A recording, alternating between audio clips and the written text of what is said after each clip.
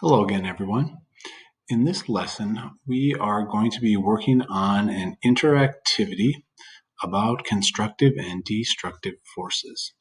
So our learning target in this lesson is going to be to learn about constructive and destructive forces on Earth and how they relate to the cycling of matter. To get to this assignment, we are going to be using the Savas website again, so we will need to log into Clever. And the title of the assignment is listed here, Interactivity, Constructive and Destructive Forces. In this assignment, you're going to be following all of the instructions in this interactive in order to complete the assignment. Since this assignment is done in the Savas website and it will be completed in there, you will not need to submit anything to Schoology for this assignment. Your teacher will be able to see your results and look at what you have written down for your answers right in the website that you were doing this activity. So you're going to go to Clever and get yourself logged in. And I'm going to jump right into the activity. So we start off with cycling of matter. The surface of Earth is ever changing, responding to constructive and destructive forces. How will understanding these forces help us preserve coastlines? So we're going to be talking about the state of Florida quite a bit in this activity and how changes in sea level could affect them in the future.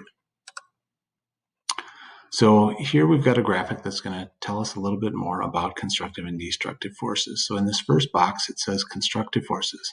Materials settle and become new landforms that incorporate any new matter. These landforms are constructive and can be created on a large or a small scale.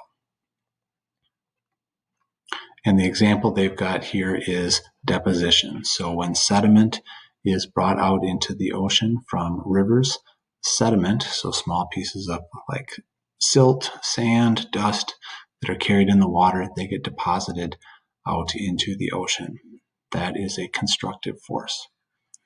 For destructive forces, it says energy from wind and water destroys landforms over time. Once rocks are broken down, they can be carried away in the wind as dust and transported into rivers, becoming rounder the longer they are exposed. And here the example they are talking about is with weathering and erosion. So as time goes by, wind, rain, ice, all types of things are wearing down parts of the geosphere and creating sediment flow, which is a destructive force.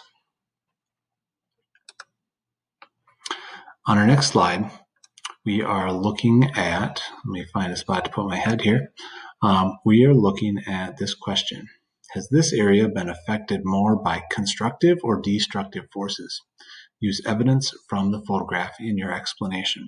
So if we look at this picture of the coastline, take a moment to think about it, and we'll start off with a sentence frame here. This area has been affected more by, and then you're going to choose, has this area been affected more by constructive or destructive forces? And so you're going to need to look at things like the shape of the coastline. Look at things that are in the picture. We've got the ocean. You can see you've got a whole bunch of sand down here. And I think this would be a great example of destructive forces. Over time, the pounding of the waves has really worn away at this coastline. And you can tell that by the jagged rocks. You can tell that by the sand down here that's been repeatedly beaten by the waves. And I mentioned in the last one that the particles are more rounded, and that's what makes the nice sand shape. So you're going to finish that sentence here in this box. This area has been affected more by, and then you're going to put in constructive or destructive forces, talking about things from this picture. On the next slide, we've got another photo, this one of a desert. Is this area affected more by constructive or destructive forces? And then use some evidence from the photograph in your explanation. So you're going to need to start with the same type of answer. This area is affected more by, and then you're going to choose constructive or destructive forces. If you think it's both, you could say that in your answer. This area is affected both by constructive and destructive forces. And then you can use evidence from this picture. Some things that I see in this picture, well, we've got the sand dunes. You can see the wind is blowing by the amount of sand that's in the air. You can see the shape of these sand dunes. And so you can use any of that as evidence to help explain your reason why you chose constructive or destructive forces. The next question, number 3, says, how would constructive or destructive forces affect this coastline during a storm? So if you recognize this photo, this was something we saw earlier in lesson 1 of this chapter. So imagine if it wasn't a peaceful, calm day here, and we had a storm coming through, you'd have larger waves, you'd have wind, you'd have rain. What are some things that would happen as a result of that? So thinking about this question again, how would constructive or destructive forces affect this coastline during a storm? And you would type in your answer. Constructive forces would affect this coastline by, and then I would like you to write down some things that you think would happen if there was a storm here that would be created by constructive forces. And then you would make another sentence, destructive forces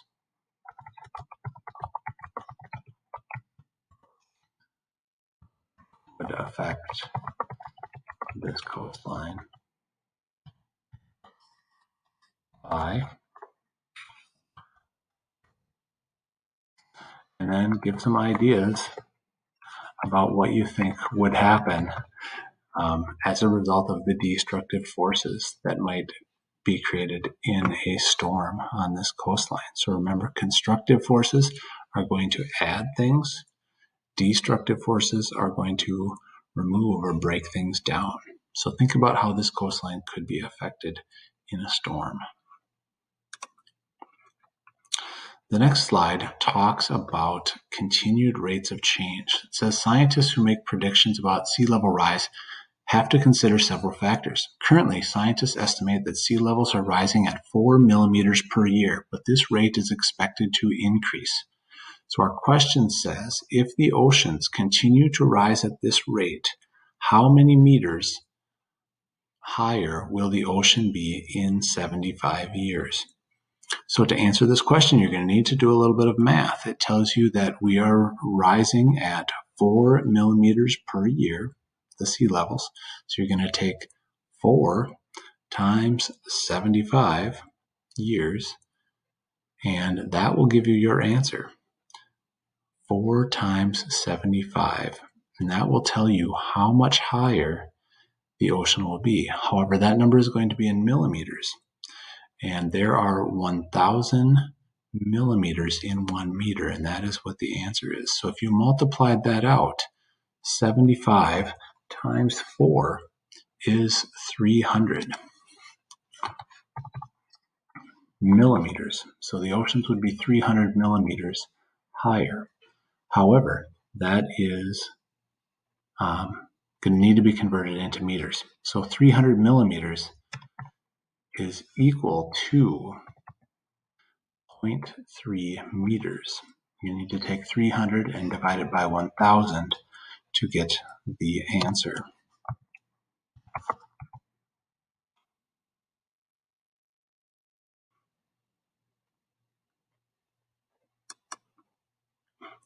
And the next question, we're still talking about rates of change. It says, how would Florida be affected if the coastline rose by 6 meters? Draw the future coastline. So first you're going to need to switch to the drawing tool. I'm going to choose blue just because that would represent the ocean. You can choose whichever color you'd like. Now if we look at this map of Florida, down below we've got a key that tells us the elevation and the colors that correspond with that. And so if the sea level were to rise by 6 meters, that means that this darkest green area would be covered in water, because you can see here on the chart 6 meters. So you will need to draw a line in between the dark green and the light green colors on this map to represent where the new coastline would be. So if I was going to start drawing up here, that new coastline will just be slightly inland, and it's going to be around this orange area, but it isn't going to change much here. But here we've got that darker green. Everything that's in that darker green is going to be underwater if the sea level were to rise. And so you're going to need to draw along between the dark green and the light green with your drawing tool to represent where the future coastline could be. Once you're done with that, you can move on to the next slide. And here we're continuing to talk about rates of change. If the city of Miami is 1.83 meters above sea level, how many years of steady sea level rise at 4 millimeters per year will flood the city? So to figure this out, you're again going to need to do some math. And so to figure this out, we need to convert these into the same units. And so if we were going to make meters into millimeters, we would do that by multiplying this number times 1,000.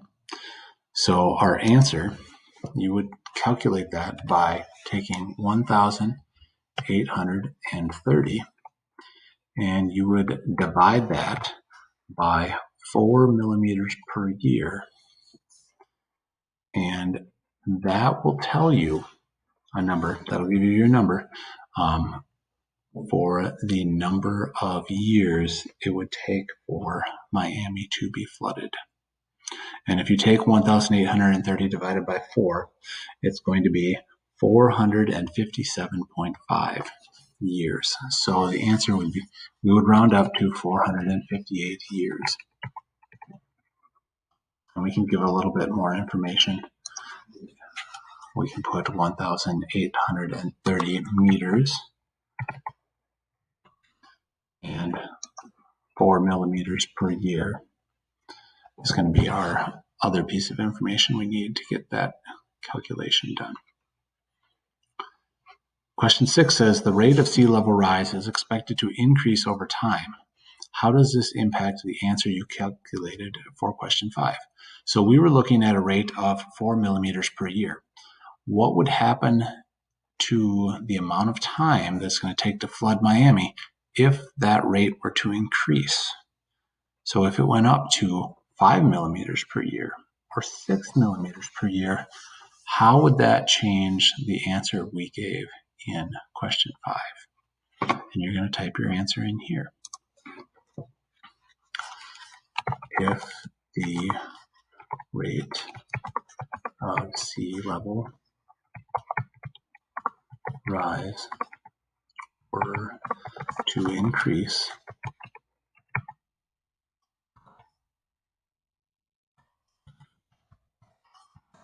the amount of time to flood Miami would, and then you're going to complete that sentence with what you think would happen to the amount of time it would take to flood Miami. Once you've got that completed, you can move on to slide number 9. This is our last one. It says, why is it important for coastal areas exposed to destructive forces to be aware of the effects of these forces? So why would it be important for people that live along these coasts to be aware of the destructive forces that could come from the ocean? What are some things that could happen that would affect their lives? Would it affect the landscape where they live? Would it affect their home, their business? Would it affect roads? Would it affect beaches? What are some things that would need to be protected? So thinking about that, why is it going to be important? What would the people living in those areas be thinking about with destructive forces? Why would it be important for them to be aware of these forces and what they could do? And you're going to type your answer in here. It is important for coastal areas to be aware of the effects of destructive forces because, and then you're going to finish the sentence there to complete the assignment. Once you are done, you will have a submit or finish button to tell us that you have finished this assignment. Thanks for following along, and I hope you enjoyed this opportunity to take a look at this interactive activity, and we'll talk to you next time.